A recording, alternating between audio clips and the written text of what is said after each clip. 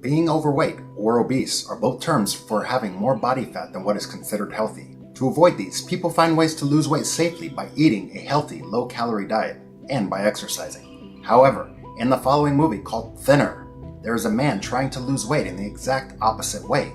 He eats more. Let's find out how he does it. Be aware, there are spoilers. Billy Halleck is an obese upper-class attorney living in Fairview, a suburb of Maine, with his wife Heidi and daughter Linda. Each morning, Billy weighs himself and lets Heidi keep track as a part of his weight loss training program. Heidi strictly controls her husband's diet, making him uncomfortable and unwilling to eat her food. At court, through a loophole, Billy frees an Italian underground mafioso, Richie, from murder. He is then well treated in a fancy yacht, and Richie says he owes Billy for this deed. After work, Billy joins his close friends, Judge Carey and Police Chief Duncan, for a talk, while they all share a look of disdain towards the Gypsies, who currently run a carnival in the town. That night, the couple is invited to a fancy party held by his company for the win. Heidi has to stop Billy from eating too much. The two leave the party earlier than expected. While driving, Heidi reminds Billy that his life is not only about food. She then helps Billy to have some fun in the car. Distracted by that, Billy runs over a gypsy woman, making her die right on the spot. Several days later, Linda questions Billy as to why he was able to get home so quickly after the trial. Billy and Heidi both explain that he had to join a car accident investigation, not a trial. Heidi tells her that Billy did nothing wrong here, which confuses Linda. At the court hearing, Judge Carey calls all the witnesses to recall the night of the accident. One man says that the woman ran away from the store after she was caught stealing. Chief Duncan tells the court that Billy was driving at a normal speed during this time. He also gave Billy a breathalyzer, which in fact, he didn't. Carey eventually clears Billy from all charges. Heidi and Billy step out of the court feeling relieved. As the two get into the car, an older gypsy man named Lemke reveals that he is the victim's father and greets Billy. He then brushes Billy's cheek and says, "Thinner." The man leaves with an indignant face, confusing Billy about what has just happened. The following week, Billy is surprised when he stands on the scale and notices he's lost 14 pounds. The last record was 300 pounds, which amazed Heidi because he has never stopped eating. Billy disagrees with Heidi's strict diet and thinks he has his own way of losing weight. Later that day, Billy joins Dr. Mike and Judge Carey for a round of golf. In the changing room, Carey asks Mike if there's something wrong with his chest. Mike says his psoriasis has come back due to stress and that it'll be alright with some ointment. Billy weighs himself again and realizes he's lost 2 more pounds within a morning. While showering, Billy thanks Carey for helping him with the accident. The judge reveals that he and his wife went for lunch after the hearing. They bumped into an old man who touched Carey on the chest. Carey worries that he might get an infection from the man. Billy starts to realize something and asks Carey if the man told him anything. The judge says he didn't listen at the time. He then gets angry and states that he will kick all of the gypsies out of the town as soon as possible. One morning, Heidi realizes Billy has lost 25 pounds, making it a total of 40 in only 2 weeks. She tells him to stop what he is using to lose weight because it is way too fast. She thinks the sudden weight loss is a warning sign of cancer. Billy gets pissed as Heidi seems to care too much. Either he loses or gains weight. She's never satisfied. Later, Billy meets with Dr. Mike again and is informed that all of his tests are negative, which means he is in the normal state. Feeling relief, Billy heads to a tailor and buys himself some new suits. The tailor, who is also obese, is astonished at Billy's appearance. While measuring, the tailor shows Billy his waist size, which has decreased tremendously. He asks to use the scale at the shop and is amazed at the figure. However, Billy continues to remain in denial about what is happening. He eats more, in turn scaring Linda. A girl asks if Billy is in man's menopause. Billy says this is the best method to lose his weight. The more he consumes, the lighter he becomes. He keeps chewing and laughing at Linda, which upsets the girl, so she runs to her room. Heidi cleans up the empty dishes on the table and complains about Billy's recent changes. Billy tells her he has desperately attempted to eat as much as possible to see if he can gain any weight. All has failed, and he thinks that through eating he will balance all of his madness. At night, Mike informs Billy about his further examinations. Apparently, the tests again are showing normal. Mike introduces Billy to another clinic to see if he perhaps has any other issues. Billy notices Carrie's wife having dinner alone, but Mike says Carrie has left the town for his sister. However, Billy knows Carrie has no siblings. Later, Billy decides to see Carrie at his house. The wife refuses to let him in, but Billy manages to ask if Carrie has recently lost weight. Carrie's wife becomes terrified and asks whether Billy has met with the older gypsy man. She reveals that Lemke also touched the judge and whispered, "lizard." According to his wife, Carrie has to hide from others because he has transformed into a half-human, half-lizard creature. She then throws a tantrum, accusing Billy of killing the woman and bringing Carrie a deadly curse.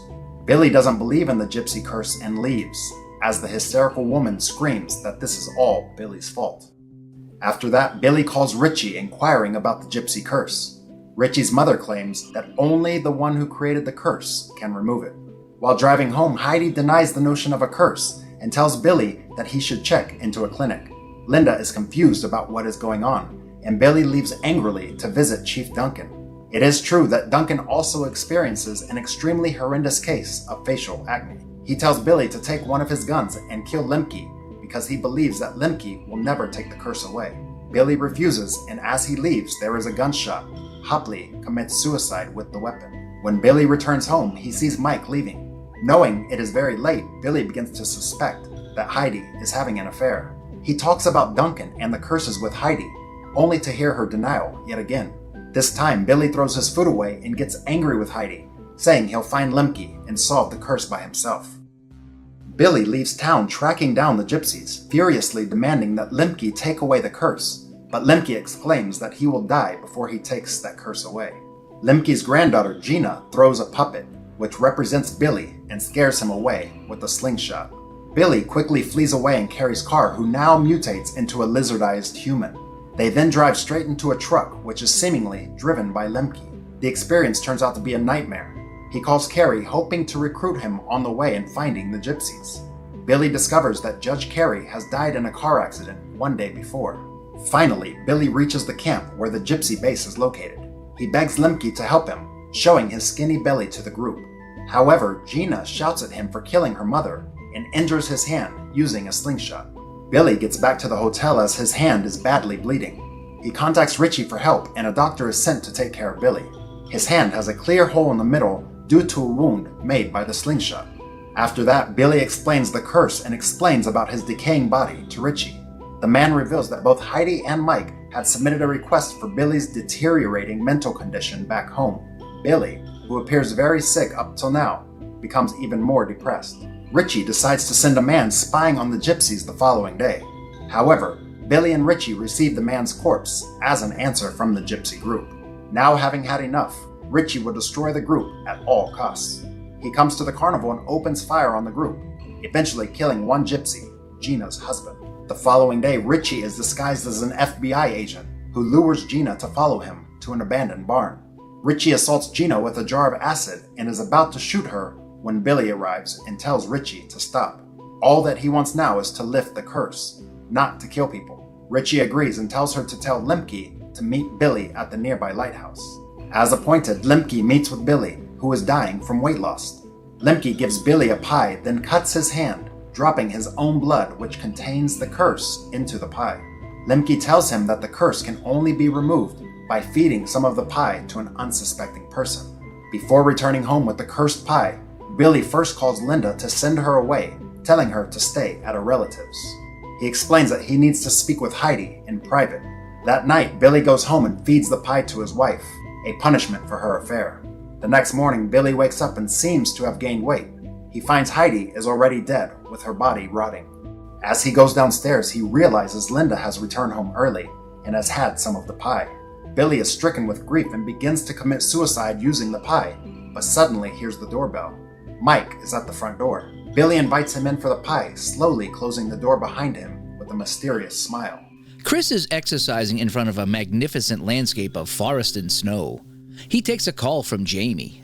They discuss their daughter Willow, and Chris admits that he still hasn't signed their divorce papers.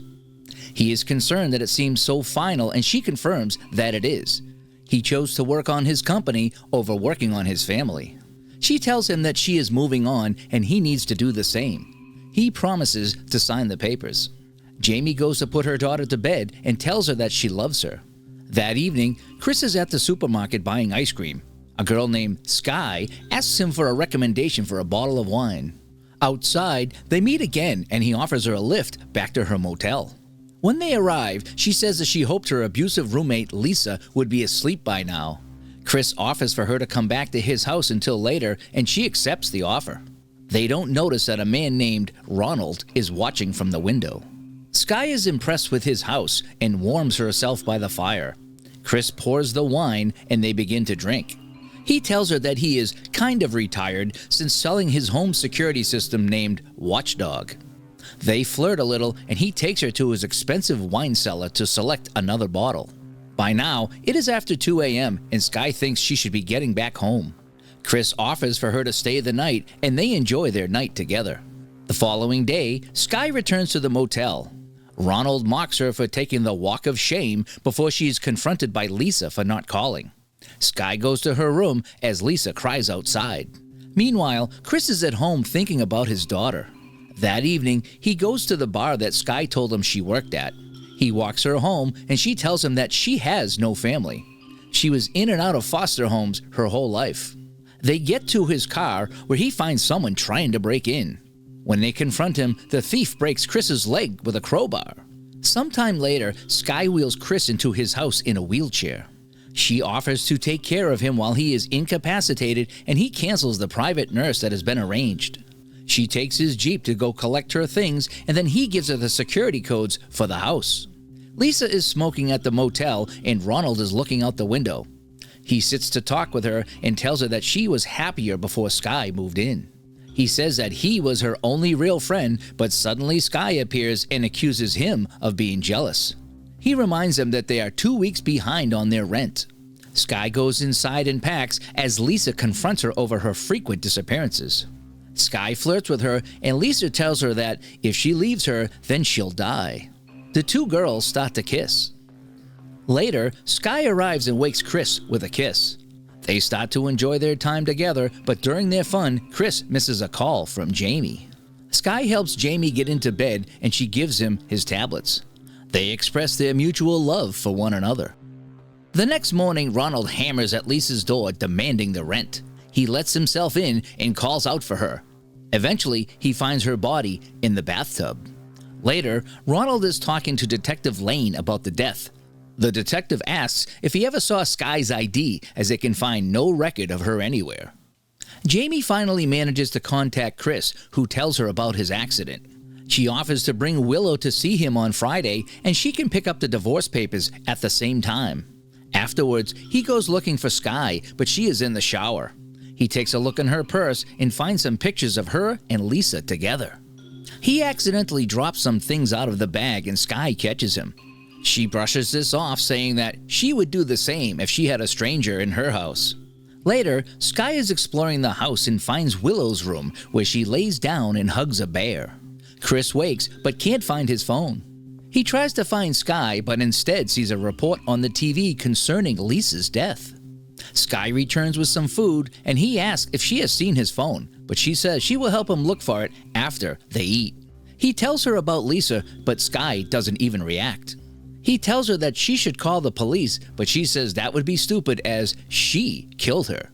She goes on to say that Lisa had her faults, but she had that room which was perfect for watching him, which she has been doing for 2 months now. She claims to know everything about him, and Chris realizes that this is some kind of con job. He tells her to get out, but instead she locks the doors. She has his phone that controls everything in his house. As he tries to snatch it back, she tasers him. Ronald goes into the motel room to clean. He finds the telescope in Skye's room trained on Chris's house. He starts to spy on the neighbors himself. Skye starts to interrogate Chris. He yells at her and she pushes him to the floor. He refuses to tell her anything, so she begins to attack him for his passwords and security codes. Ronald is still using the telescope and sees Skye at Chris's house. She now has accessed Chris's bank accounts online and transfers money to her own account. Skye then fetches Chris and starts to mop his brow.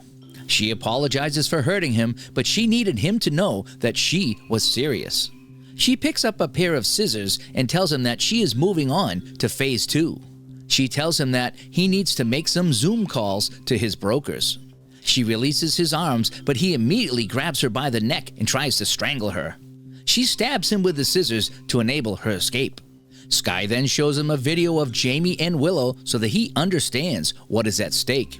He begs her not to hurt them, and she says that she hopes she won't have to.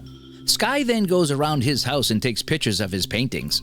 There is a ring at the door, and Sky answers it to Kiju, the car thief, who is in league with Sky all along.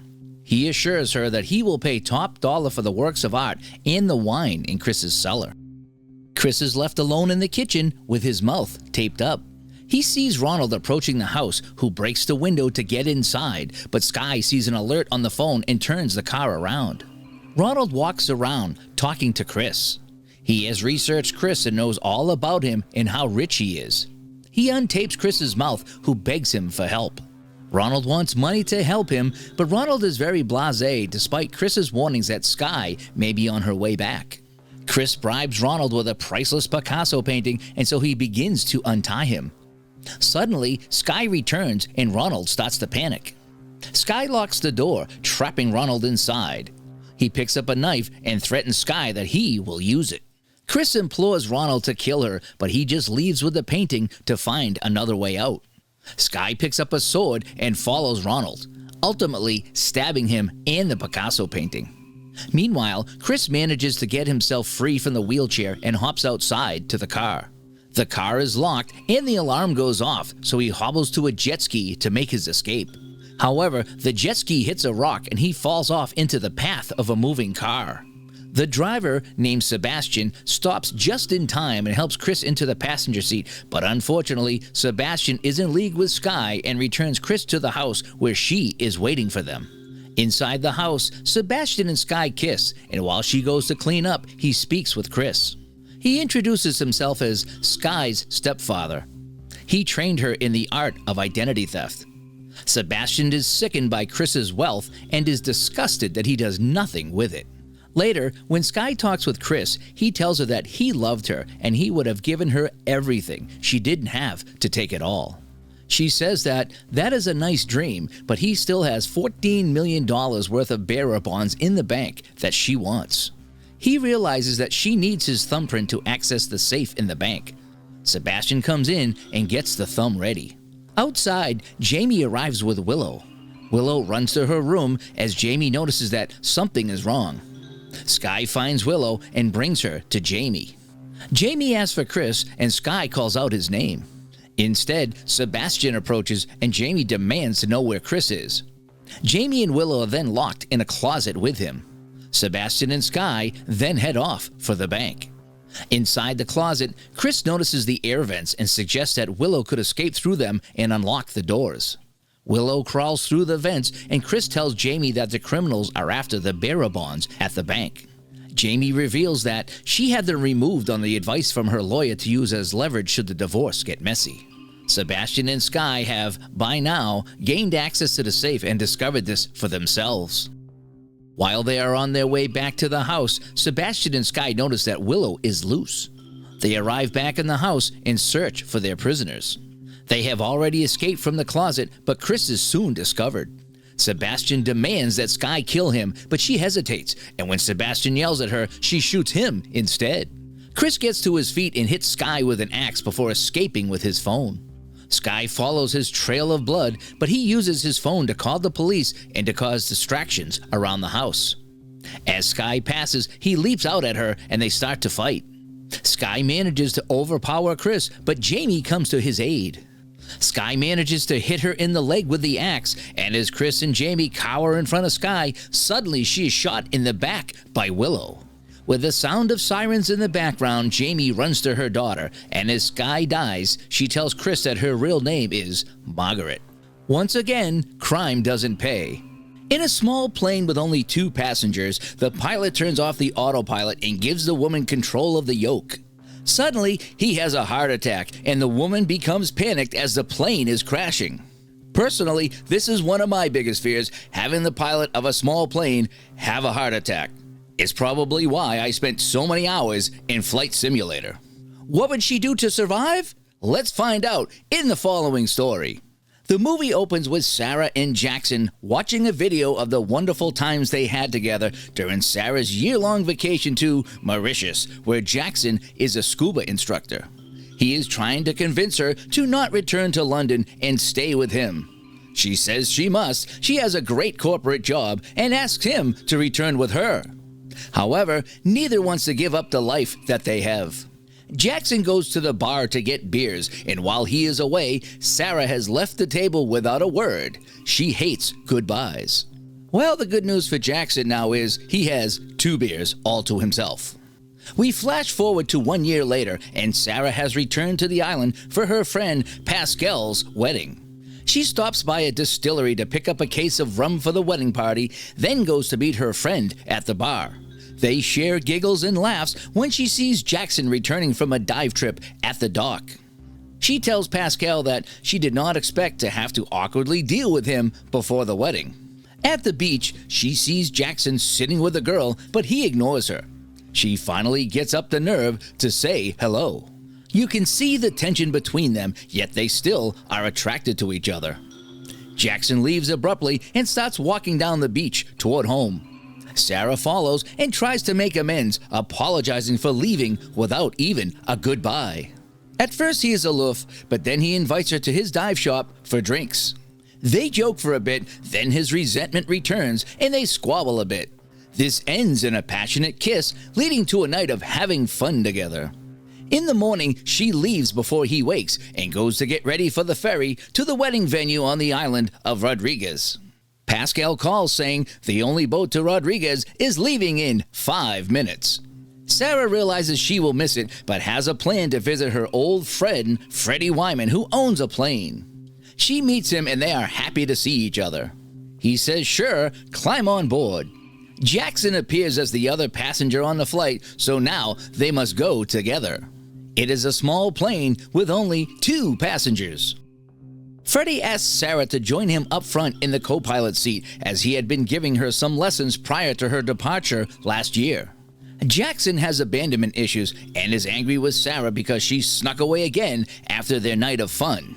And honestly, can't blame the guy. However, Freddie has a heart attack.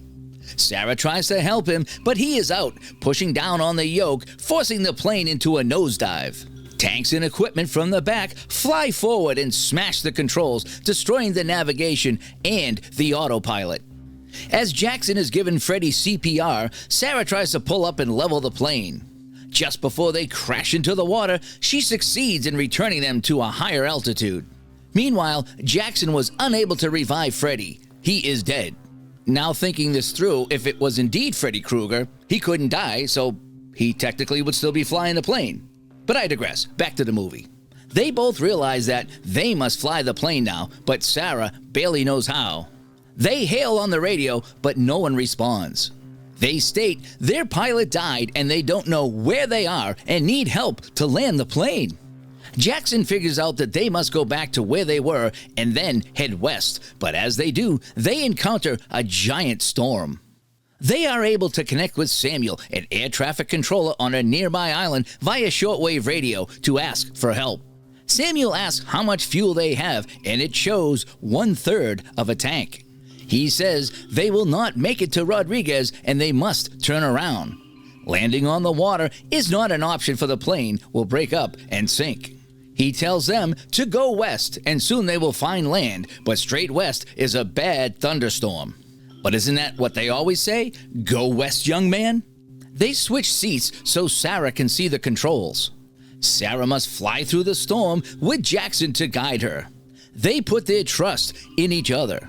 As they are going through the storm, lightning is striking, turbulence shakes their plane, and they fear for their lives. Pressure changes cause the plane to drop as if crashing, but then it recovers. Freddie had warned her they must keep an altitude of 20,000 feet since the cabin is not pressurized or they will be overcome by altitude sickness. However, Sarah decides she will fly above the storm and pulls up on the yoke. Jackson constantly warns her to stop and stay level, but she ascends until sunny skies appear above the clouds below.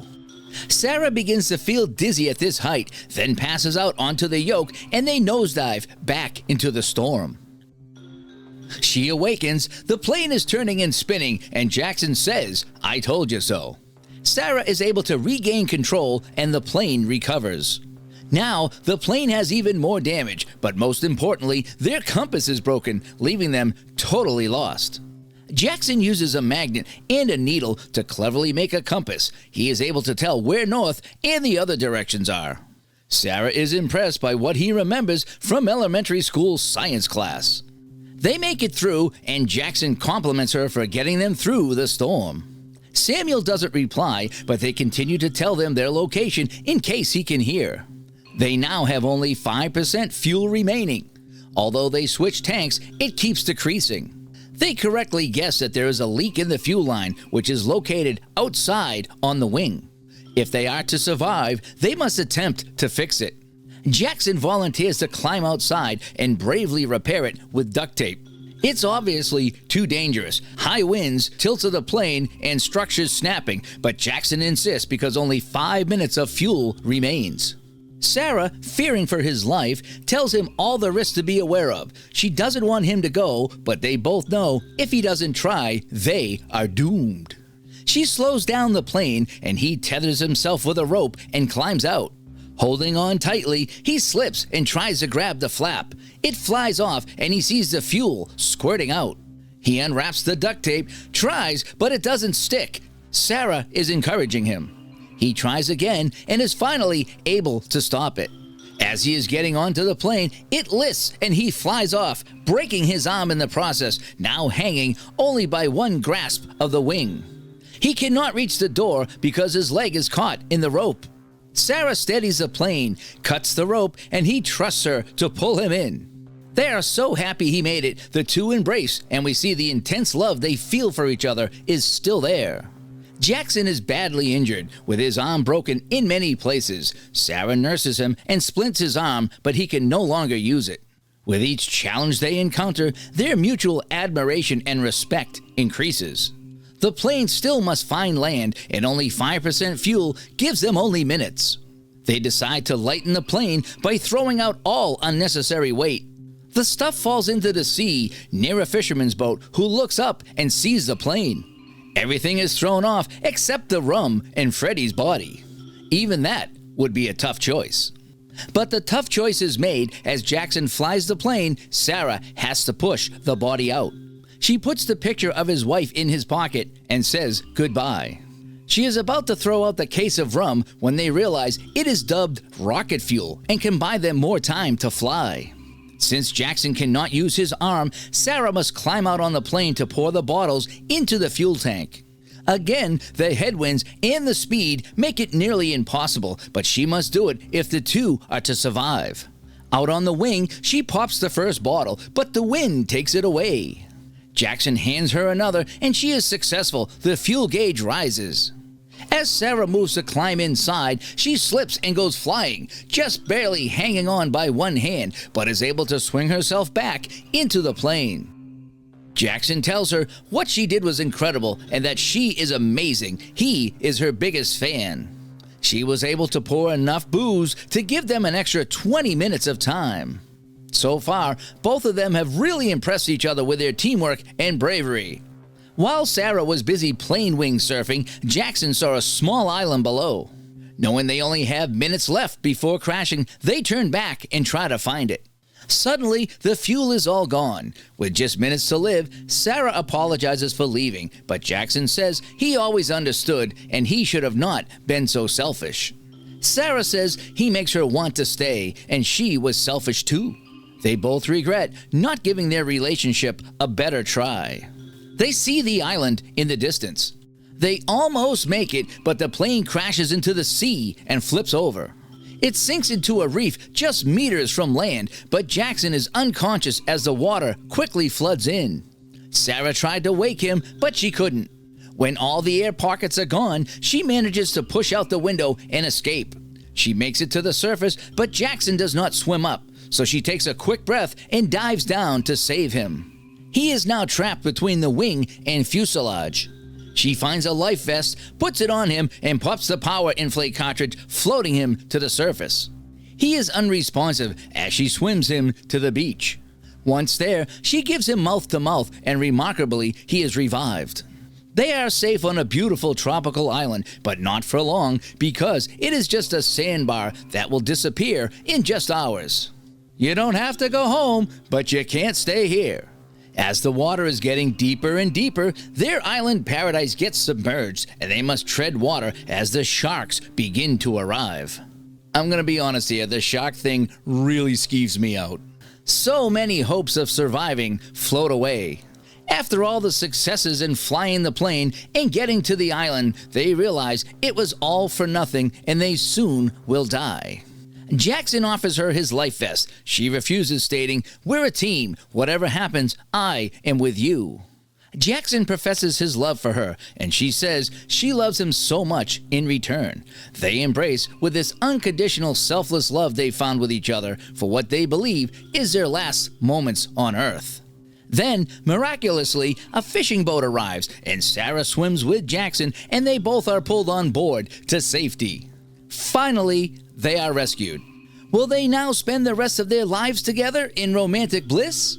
Or will they say to each other, I thought we were going to die. I didn't really mean all that stuff I said.